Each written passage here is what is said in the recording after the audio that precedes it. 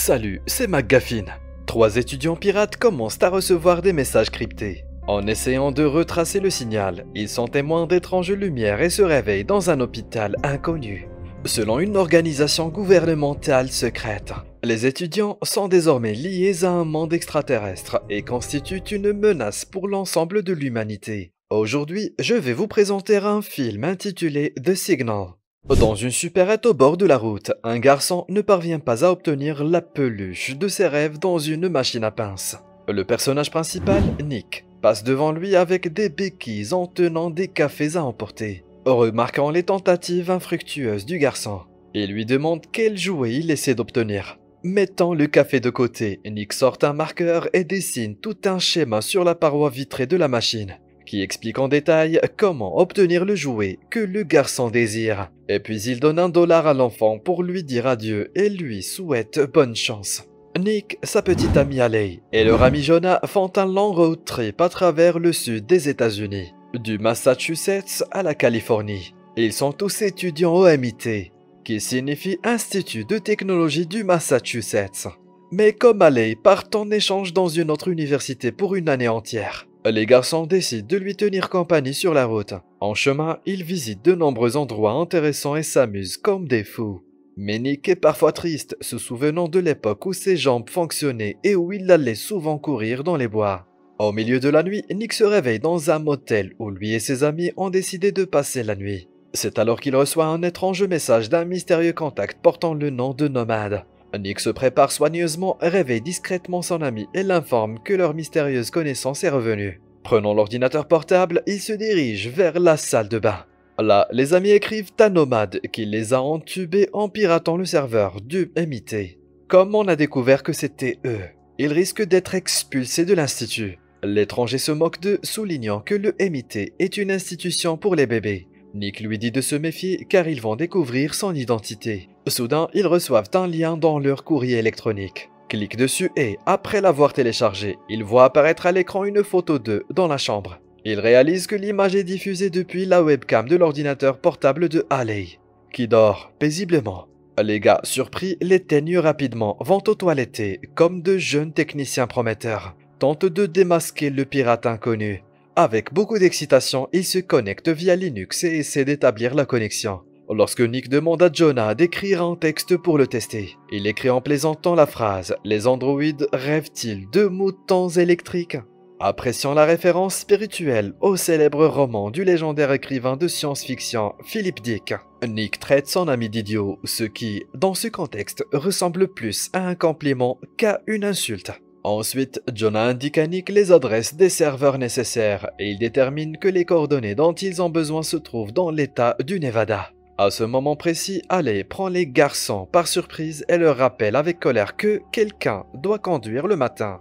En chemin, l'ordinateur portable de Jonah reçoit une nouvelle photo de la voiture de Haley provenant d'une caméra de surveillance de la circulation. Il remet l'ordinateur à Nick qui est impressionné par leur ennemi. Haley remarque alors la photo de sa voiture sur l'écran et exprime son inquiétude au sujet de cet espion. Elle pense que les gars devraient arrêter de le provoquer et qu'il les laissera tranquilles.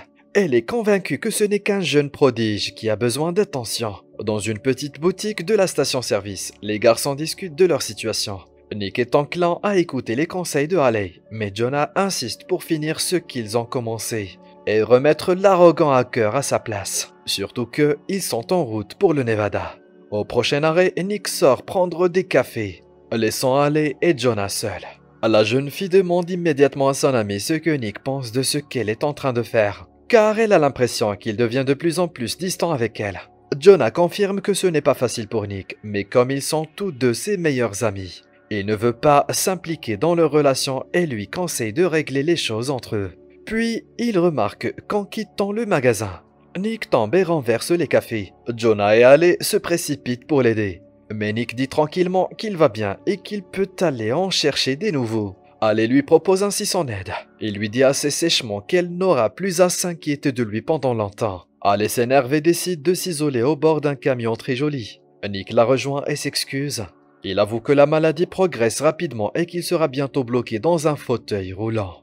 Et l'idée qu'elle le quitte tôt ou tard est insupportable.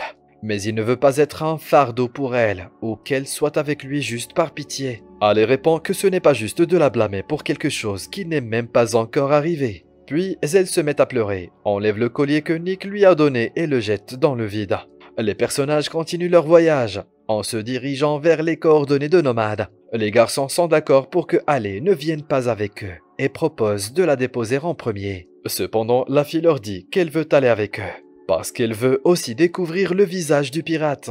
La nuit, ils atteignent une maison abandonnée suspecte au milieu du désert. Après quelques hésitations, les garçons s'aventurent dans la cabane. Mais ils demandent à Ali de rester dans la voiture, lorsqu'ils se rendent compte que la maison est vide. Les amis se détendent un peu et essaient même de plaisanter. Au sous-sol, ils trouvent des racks de serveurs couverts de poussière. Soudain, ils entendent le cri de Ali à l'extérieur et se précipitent pour l'aider. Ils arrivent à la voiture et constatent que toutes les portes sont ouvertes et que la radio change de fréquence de façon aléatoire. Ils appellent le nom de Ali et Nick éclaire avec sa lampe autour de lui. Paniqué. Puis ils voient Ali, mais elle s'envole soudainement dans les airs et disparaît dans l'obscurité. Puis d'étranges lumières apparaissent et les garçons courent dans la direction de Ali. Nick reprend conscience à cause d'une lumière vive. Toujours dans les vapes, il voit des gens en combinaison hazmat autour de lui. Il est emmené dans un bureau spécial en fauteuil roulant. Là, il reçoit la visite d'un médecin qui se présente comme Wallace Damon, le chef de l'équipe de secours qui a pour but de les aider. À son tour, Nick se présente comme Nicolas Estman et lui demande immédiatement où il se trouve.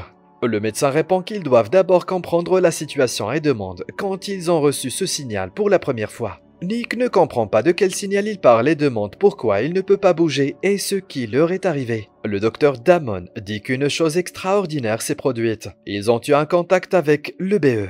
Nick demande à déchiffrer l'abréviation qu'il n'a jamais entendue auparavant et le docteur lui explique qu'il s'agit d'une entité biologique extraterrestre. Confus, Nick demande d'appeler ses parents puis de le ramener vers Ali et Jonah. Mais Wallace répond que c'est impossible. Nick se demande alors pourquoi ils portent tous des combinaisons de protection. Le docteur répond qu'il y a une très forte probabilité de contamination extraterrestre et qu'ils veulent juste s'assurer qu'il n'y a pas de soucis. Après cela, Nick a un petit saignement de nez, mais le médecin lui assure qu'il va bien et lui propose d'en reparler demain. Lorsque Nick est laissé seul dans le service, il remarque un étrange tatouage sur son poignet qui ressemble à une sorte de code. En regardant autour de lui, il se rend compte qu'il est dans un centre de recherche souterrain, où chacun de ses mouvements sont surveillés, et où même la lumière du jour à la fenêtre est fausse. Lorsque Nick est à nouveau conduit dans le couloir, il remarque que de nombreuses chambres sont nettoyées des suites de diverses expériences. En chemin, il voit une horloge murale, mais elle ne fonctionne pas. Tout à coup, il remarque que Ali dort sur le lit d'une des salles. Nick tente de résister et supplie l'employé de le laisser parler à sa petite amie. Mais l'employé le dirige sans relâche vers la prochaine séance du docteur Damon. Nick interroge immédiatement le médecin sur Ali et demande à lui parler. Il répond que c'est impossible pour le moment. Il lui assure que la fille est en sécurité, mais que pour l'aider, Nick doit coopérer avec eux. Le docteur pose quelques questions simples au garçon, comme le nombre de doigts qu'il lui montre et s'il est antérieur. Mais il revient ensuite à la question du signal. Nick demande s'il parle du signal de Nomad et le docteur répond « oui ». Il révèle ensuite qu'il l'a obtenu pour la première fois au MIT, lorsqu'il a piraté des serveurs importants. Ensuite, l'assistant du médecin apporte une télévision et Wallace interrompt l'histoire de Nick pour lui montrer quelque chose d'important. Il allume une vidéo de lui et Jonah marchant autour de la maison abandonnée, quand soudain, l'une des images montre un visage extraterrestre caché dans les feuilles des arbres. Choqué, Nick ne sait plus quoi dire, et le médecin ajoute que ce n'était pas du tout un pirate. Nous voyons maintenant Nick seul dans sa chambre.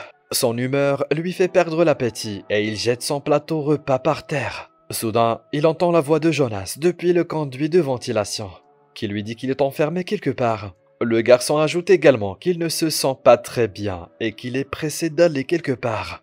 Lors de la rencontre suivante, le médecin oblige Nick à passer des tests simples pour déterminer des formes et couleurs. Le garçon est agacé par les exercices, car ils sont bien inférieurs à son niveau intellectuel. Il est également surpris que, depuis son arrivée ici, il n'ait vu qu'une seule horloge et qu'elle indique constamment 1h30. Wallace répond que l'horloge est simplement cassée et lui dit que la raison pour laquelle il ne veut pas faire les exercices n'est pas parce qu'il est très intelligent, mais parce qu'il est stupide et têtu.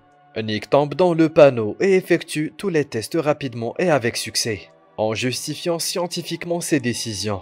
Après, le garçon agacé exige de voir aller où il ne dira plus un mot. Le médecin accepté emmène Nick dans sa chambre. Il explique que l'on ne peut pas parler à Ale pour le moment car elle est dans le coma.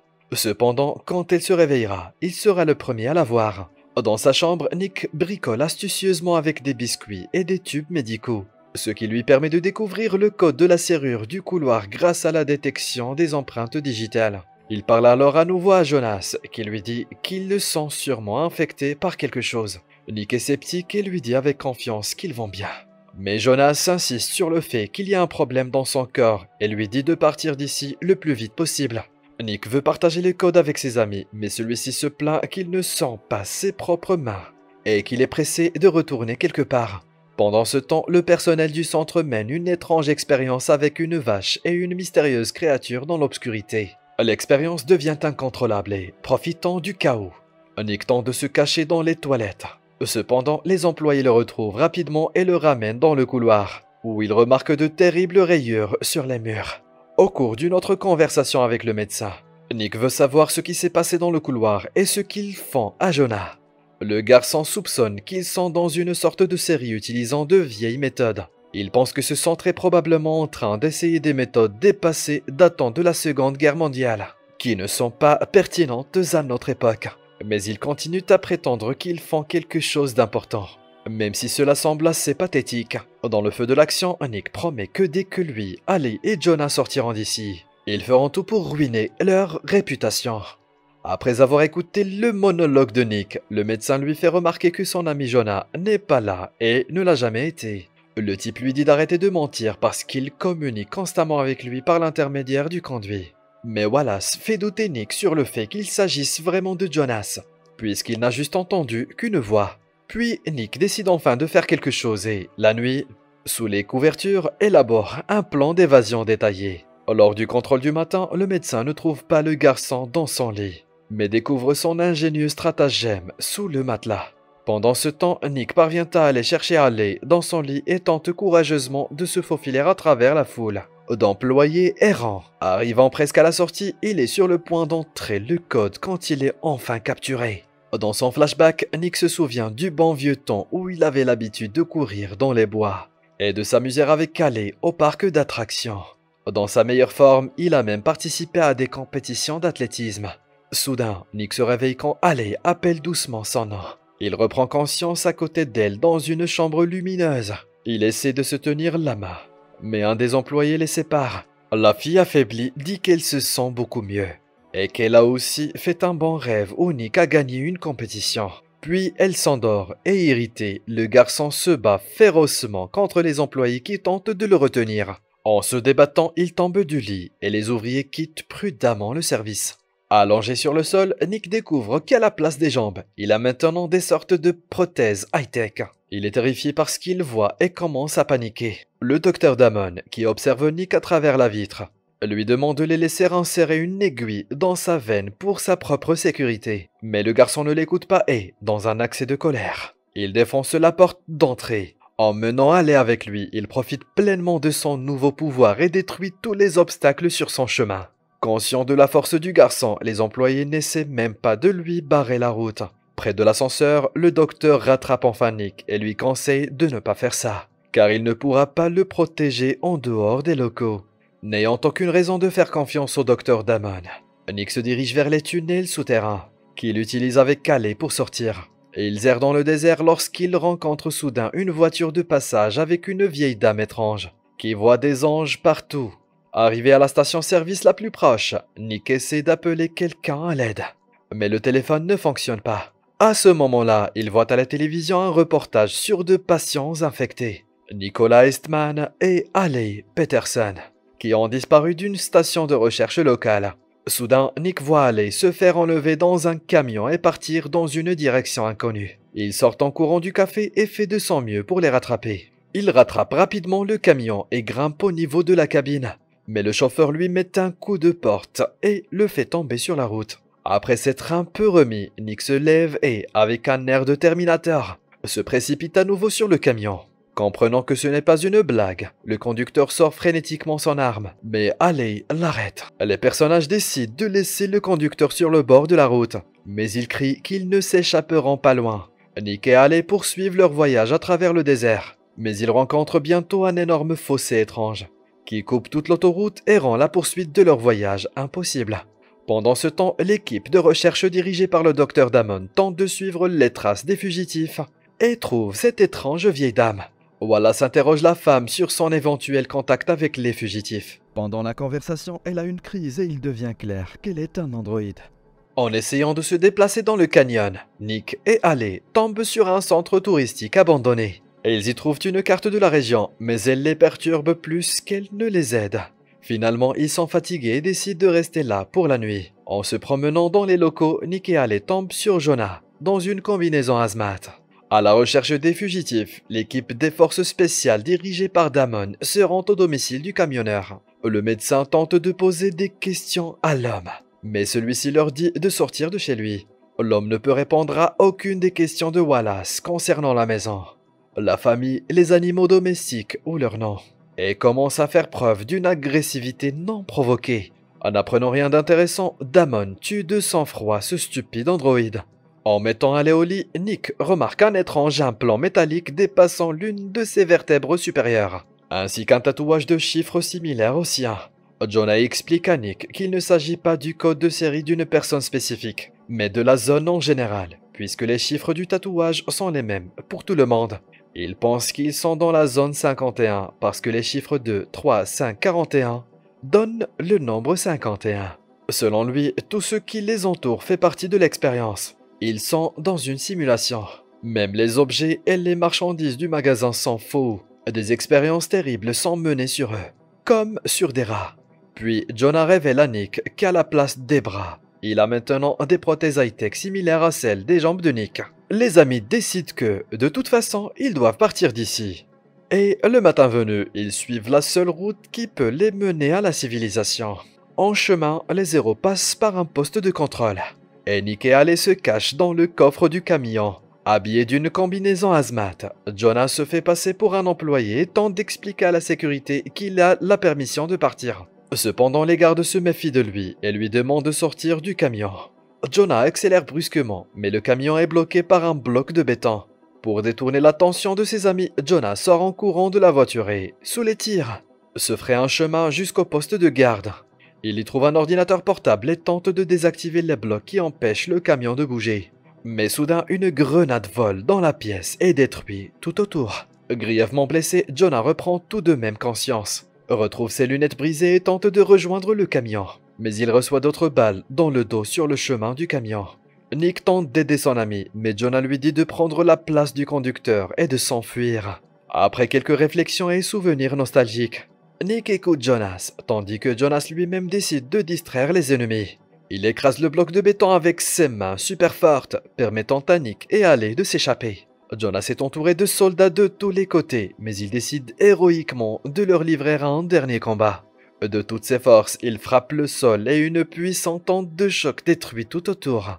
Après un certain temps sur la route, il rencontre un barrage de voitures de police dirigées par Damon et un groupe de forces spéciales armées. Nick décide de briser le blocus et dit à Haley de s'attacher. Il tente de foncer dans le tas, mais il lance soudainement des pointes sous les roues, ce qui rend le contrôle du camion beaucoup plus difficile. Il finit par se retourner. Dans l'accident, Nick se souvient que lui et Haley ont eu des balades beaucoup plus agréables dans leur vie. Et quand ils étaient allongés sur l'herbe au milieu du champ, c'était beaucoup plus romantique que d'être allongés sur l'asphalte dans leur propre mare de sang. Comme maintenant. Blessée, la jeune fille avoue son amour à Nick quand un hélicoptère s'approche d'eux et l'emmène quelque part. Nick reste allongé sur la route, mais se lève quand même et regarde l'hélicoptère qui a eu Haley. Damon lui dit qu'il ne sert à rien d'essayer de rattraper le temps perdu, et qu'il devrait oublier complètement la fille. Le docteur pense que Nick devrait plutôt se concentrer sur lui-même, car il est leur grande réussite, et la meilleure combinaison entre l'homme et la technologie extraterrestre. C'est alors que Nick porte son attention sur le badge de Damon, qui s'écrit Nomade à l'envers. Il réalise que le docteur est le mystérieux hacker. Wallace admet qu'il est le même nomade qui l'a amené ici, mais c'est Nick qui voulait le trouver en premier lieu. Et en toute honnêteté, il a trouvé exactement ce qu'il cherchait. Mais Nick se remémore des souvenirs, où il voit certains moments qu'il a passés avec Calais. Puis il devient furieux, ses jambes se remplissent d'énergie et il s'élance à la vitesse de Flash, détruisant tout sur son passage. En traversant le pont, il traverse soudain un écran virtuel invisible, qui ne fait qu'imiter le paysage environnant. Damon le rattrape et, en souriant, enlève son masque de protection. Nick comprend maintenant pourquoi tout le personnel, les médecins et les forces spéciales portaient des masques et des combinaisons de protection. Derrière un visage humain prétendument ordinaire, il cachait un tas de fils métalliques et leur origine surnaturelle. Nick réalise finalement qu'il se trouve sur un vaisseau extraterrestre, et que tout ce qui l'entoure n'est qu'une imitation de la Terre.